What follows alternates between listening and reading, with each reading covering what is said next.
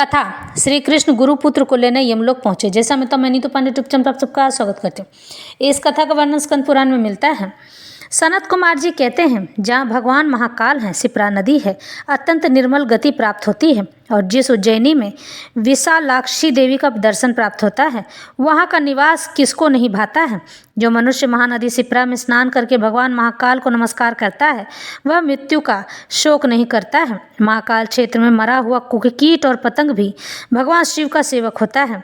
अवंती में अंकपाद नामक तीर्थ के भीतर श्री बलराम और श्री कृष्ण का दर्शन करे। उन दोनों के दर्शन मात्र से मनुष्य यमलोक को नहीं देखता है। व्यास जी ने पूछा, महामुने, वे दोनों बलराम और श्री कृष्ण अंकपाद नामक तीर्थ में कैसे गए? सनत कुमार जी ने कहा, मुने, बलराम और श्री कृष्ण ये दोनों भाई भगवान के अवतार थे और इस पृथ्वी का भार उतारने के लिए यदु कुल में प्रकट हुए थे। उन दोनों का रूप दिव्य था, दोनों ही बड़े तेजस्वी पुरुष थे। यदु श्रेष्ठ श्री कृष्ण ने कंस और चाणूर को मारकर उग्रसेन को यदु कुल के राज पर अभिषिक्त किया और पूछा, राजन, अब मेरे लिए क्या आज्ञा है? उनके ऐसा कहने पर राजा उग्रसेन बोले, कृष्ण, मेरा सब कार्य सिद्ध है, तुम्हारे रहते मेरे लिए कोई भी वस्तु दुर्लभ नहीं है। राजा उग्रसेन श्री कृष्ण के नाना थे। अब तुम दोनों उज्जैनीपुरी में जाकर विद्या पढ़ो। राजा का यह आदेश पाकर बलराम और श्री कृष्ण आचार्य सांदीपनी मुनि के घर गए। वहां जाकर उन्होंने चारों वेदों की कंठस्थ किया, संपूर्ण आचार विचार का ज्ञान प्राप्त किया और रहस्य तथा संहार सहित धनुर्वेद की शिक्षा प्राप्त की, धनुर्विद्या प्राप्त किया। यह सारा ज्ञान उन्होंने 64 दिनों में, दिन और रात में ही प्राप्त कर लिया था। सांदीपनी मुनि ने उन दोनों का यह असंभव एवं अलौकिक कर्म देखकर सोचा कि जान पड़ता है इन दोनों के रूप में साक्षात सूर्य और चंद्रमा आ गए हैं। उसके बाद वे अपने शिष्यों के साथ स्नान करने के लिए महाकाल तीर्थ में गए।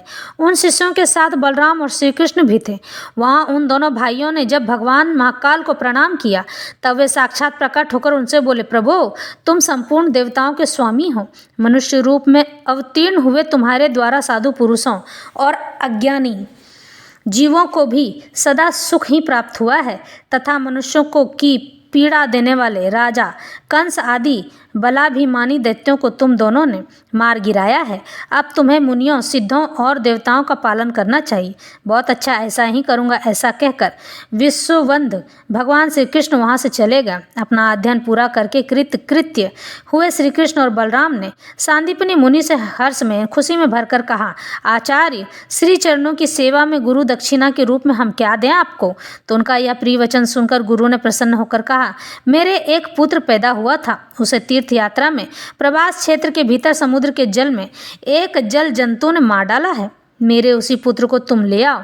बहुत अच्छा कहकर श्री कृष्ण बलराम जी के साथ चले गए। प्रवास क्षेत्र में समुद्र ने उनसे कहा, भगवान, मेरे जल में पंचजन नामक एक महादैत्य रहता है। उसी ने तिमी का रूप धारण करके उस बालक को खा लिया है। तब ग्राह रूपी उस महाबली पंचजन को मारकर श्री कृष्ण ने उसके दंदर में स्थित शंख को ग्रहण कर लिया। उसके पेट में जब बालक नहीं दिखाई दिया, तब वे वरुण लोक में गए और वरुण देव से बोले, भगवान, मुझे एक महान रथ दीजिए जिस पर चढ़कर होकर हम प्रेतराज यम का दर्शन करूं। यह सुनकर वरुण जी ने प्रसन्नचित होकर श्री कृष्ण को रथ प्रदान किया। उस रथ को देखकर श्री कृष्ण और बलराम बड़े प्रसन्न हुए और उसकी परिक्रमा करके बड़े भाई के साथ श्री कृष्ण उस पर चढ़कर भगवान वे यमलोक को लक्ष्य करके दक्षिण दिशा की ओर गए। सहस्त्रों किरणों से आवृत यमपुरी को देखकर भगवान श्री कृष्ण ने शंख हाथ में लिया और उसे खूब जोर से बजाया। उसकी ध्वनि से समस्त यमलोकवासी भयभीत हो गए, डर गए। श्री कृष्ण के दर्शन से नरक यातना भोगने वाले पापियों को भी सुख प्राप्त हुआ और उन नरकों में जलती हुई आग स्वतः बुझ गई। जगदीश्वर श्री कृष्ण के नरकों के समीप पदार्पण करने पर सबके पापों का नाश हो गया। सभी पापी नरक से छूट गए और अक्षय धाम को प्राप्त हो गए। उस समय सब नरक सूने हो गए थे। यह देख यमराज के दूतों ने नरकों की ओर जाने से उनको रोका। दूत बोले, वीरवर, इस मार्ग से अपना रथ न लाइए, क्योंकि यहाँ पर स्त्री हरण, पर धन हरण करने वाले पापी अपने पाप के फल से यमराज की आज्ञा के अनुसार अधोगति को प्राप्त हुए हैं। जिन्हें करोड़ों वर्षों से नरक से छूटना चाहिए, वे आपका दर्शन करके तत्काल ही स्वर्गलोक को जा पहुँचे हैं। यमदूतों की यह बात सुनकर श्री कृष्ण ने दया से आर्द्र होकर कहा, यमदूतों, मैं इन पापी जीवों को उद्धार करने के लिए ही यहाँ आया हूँ। मैं सबके लिए यमलोक का निवारक और स्वर्गलोक का दाता हूँ। तुम मेरी बातें यमराज से जाकर कहो। श्री कृष्ण का यह कथन सुनकर यमदूत बड़ी उतावली के साथ यमराज के समीप गए और उनसे नरक की जीवों के मुक्त हो जाने का सब समाचार कह सुनाया। दूतों की बात सुनकर यमराज को बड़ा गुस्सा आया। उन्होंने श्री कृष्ण बलराम के साथ घोर युद्ध किया, लेकिन पग पग पर उन्हें पराजित ही होना पड़ा। अंततोगत्वा अंत में यम ने अमोघ अस्त्र काल दंड का प्रहार किया। उस जलते हुए काल दंड को आते देख बलराम जी ने लीला पूर्वक पकड़ लिया और पुनः उसे यमराज पर ही चलाने का विचार किया। इतने में ही ब्रह्मा जी उन दोनों के बीच में आ गए और उन्होंने कृष्ण को युद्ध से रोका। उसके बाद बलराम जी से कहा, चराचर जगत को धारण करने वाले वीरवर बलभद्र जी, आप इस कालास्त्र को यमराज के ऊपर न छोड़िए। इस संसार में आपकी समानता करने वाला कोई नहीं है।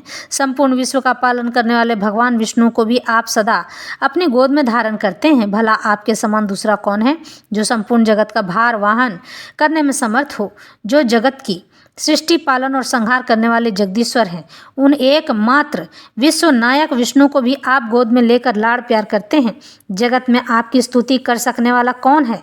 कौन आपके गुणों को जान सकता है? हम तो भगवान विष्णु की नाभि से प्रकट हुए एक कमल के निवासी हैं, अतः सदा आपके अंक में ही रहते हैं। हमें आपकी महान महिमा का ज्ञान कैसे हो सकता है?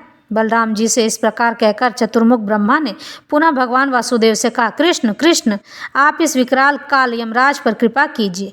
आप संपूर्ण विश्व के एकमात्र अधीश्वर साक्षात विष्णु हैं और नरक समुद्र से सबका उद्धार करने वाले हैं। जगन्नाथ, यह आपको नहीं जानता है। भगवान आपने ही पूर्व काल में से यम के पद पर स्थापित किया था। प्रभु, पापी पुरुषों को नरक में भी ले जाने के लिए ही यमराज की नियुक्ति हुई है। अतः जगदीश्वर पुरुषोत्तम, आप इसके अपराध को क्षमा करें। भगवान यमराज आपका अपराधी है। इससे आप जो कुछ कहना चाहते हैं वह कहिए। ब्रह्मा जी की यह बात सुनकर श्री कृष्ण ने कहा, पितामह सुनिए, मेरे गुरु सांदीपनी मुनि का पुत्र यहाँ लाया गया है। हम उसी के लिए यहाँ आए हैं। हमें अपने श्रेष्ठ गुरु को गुरु दक्षिणा देने के लिए वह बालक सौंप दीजिए। प्रभु, हम दोनों ने जो प्रतिज्ञा कर ली है उसका पालन करवाइए। यह सुनकर ब्रह्मा जी ने युद्ध में हारे हुए यमराज को बुलाकर कहा, हे विष्णु स्वरूप कृष्ण, जो आज्ञा देते हैं उसका पालन करो। यह सुनकर धर्मराज ने सांदीपनी मुनि के पुत्र को श्री कृष्ण की सेवा में अर्पित कर दिया। गुरु पुत्र को पाकर प्रसन्न हुए श्री कृष्ण ने ब्रह्मा जी से कहा, ब्राह्मण, आज से लेकर उज्जैनी में मेरे चरणों से चिन्हित जो अंकपाद नामक स्थान है, वहाँ मरे हुए मनुष्य यमराज का दर्शन नहीं करेंगे। महाकाल के उत्तर भाग में पुरुषोत्तम विश्वरूप गोविंद शंखों द्वारा तथा केशव, इन पांचों विग्रहों का जो कुशल स्थली में दर्शन करेंगे वे कभी नरक में नहीं जाएंगे। इसी प्रकार मेरे और बलराम जी के यहाँ आने से नरकों में पड़े हुए जीव घोर नरक से मुक्त होकर सब के सब दिव्य लोक को प्राप्त होंगे। भगवान श्री कृष्ण के ऐसा कहने पर ब्रह्मा जी ने प्रसन्न होकर कहा, श्री कृष्ण, आपने जो कुछ कहा है वह सब पूरा हो। इस प्रकार बलभद्र सहित श्री कृष्ण गुरुपुत्र को साथ लेकर ब्रह्मा जी से पूछकर अपने रथ पर सवार हुए और नरक में पड़े हुए प्राणियों के उद्धार के लिए उन्होंने पुनः शंख ध्वनि की।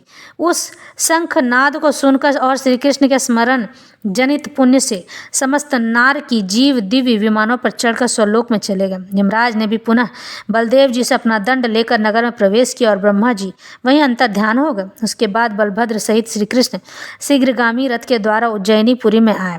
वहाँ उन्होंने गुरु को उनका पुत्र समर्पित किया। इस प्रकार वहाँ आए हुए सांदीपनी मुनि के पुत्र को देखकर समस्त नगर निवासियों तथा वहाँ के राजा को बड़ा विस्मय हुआ, दुख हुआ।